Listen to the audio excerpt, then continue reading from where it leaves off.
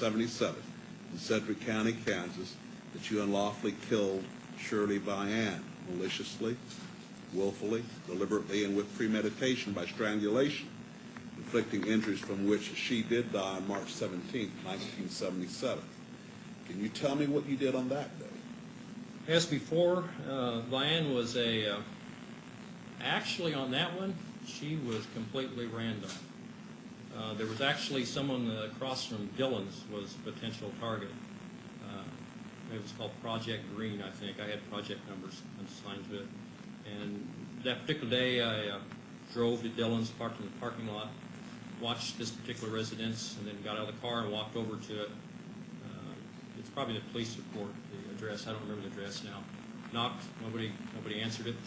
So I was all keyed up, so I just started going through the neighborhood. I'd been through the neighborhood before. I kind of knew a little of the layout of the neighborhood. I've been through the back alleys, knew where certain people lived. While I was walking down Hydraulic, I met a young boy and asked him if he could ID some pictures. Kind of as a rust, I guess, a roost, as you call it, and kind of feel it out. And saw where he went, and I went to another address and knocked on the door. Nobody opened the door, so I just noticed where he went and went to that house, and we went from there. Now you call these projects, were these sexual fantasies also? Potential hits. In my world, that's what I call them. All right. So they're called projects, hits. All right, and why did you have these potential hits? Was this to gratify some sexual interest? Or? Yes, sir. I had a lot of them, so it's just, if one didn't work out, I just moved to another one. All right. So, as I'm to understand it, then on the 17th of March, 1977, you saw this little boy go into a residence, and you tried another residence. No one was there. You tried another residence. No one was there, so you went to the residence with the little boy. And I watched where he went. What happened then?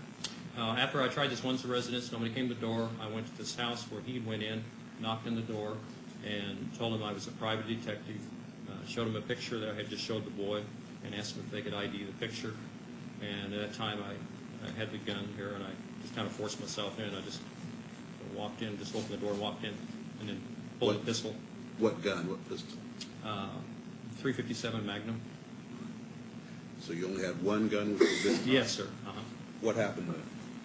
I told Miss Vian that I had a problem with sexual fantasies, that I was going to tie her up, and that I might have to tie the kids up, and if she would cooperate with me at that time.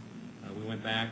She was extremely nervous. I think she even smoked a cigarette, and we went back to one of the back areas of the porch, explained to her that I had done this before, and I think at that point in time, I think she was sick because she had her night robe on, and I think if I remember right, she had been sick, and I think she came out of the bedroom when I went in the house.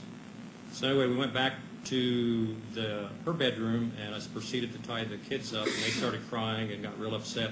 So I said, "No, this is not going to work." So we moved them to the bathroom. She helped me, and then I tied the door shut. We put some toys and blankets and odds and ends in there for the kids, make them as comfortable as we could. We tied one of the bathroom doors shut so they couldn't open it, and she went back and helped me shove the bed up against the other bathroom door. And then I proceeded to tie her up. She got sick, threw up, got her a glass of water, comforted her a little bit, and then I went ahead and tied her up, and then put a bag over her head and strangled her. All right. Was this a plastic bag also? Yes, sir. I think it was, but I could be wrong on that. Okay, you put a bag. It was something. I'm sure it was a plastic bag. Yeah. You say you put a bag over her head and strangled her. What did you strangle her with? I think on that I had tied her legs to the bedpost and worked up with the rope all the way up, and then what I had left over I looped over her neck. All right, so you used this rope to strangle her? Yes, I think it's the same one that I tied her body with. What happened then? Well, the kids were really banging on the door, hollering and screaming, and then the telephone rang, and they had talked about earlier that the neighbor was going to check on them, so I cleaned everything up real quick and got out of there, left, and went back into my car. Now, when you say you cleaned everything well, I mean, put my stuff, I had a briefcase, whatever I had laying around, ropes, tape, cords, I threw that in there, whatever, that I had that I brought in the house. Had you brought that to the bride residence also? Now, there is I think it was the basic stuff, but I don't remember bringing total stuff like I did to some of the others. Was this a kit that you had prepared? Yeah, beforehand? yes, I called it my hit kit. All right, sir. You left the Vian residence, and had you parked your vehicle near Yeah, there? and it's still in the same parking lot there at Dillon's, at Hydraulic and, what is that? Harry? Lincoln and Hydraulic. All right, in count 7, it is claimed that on the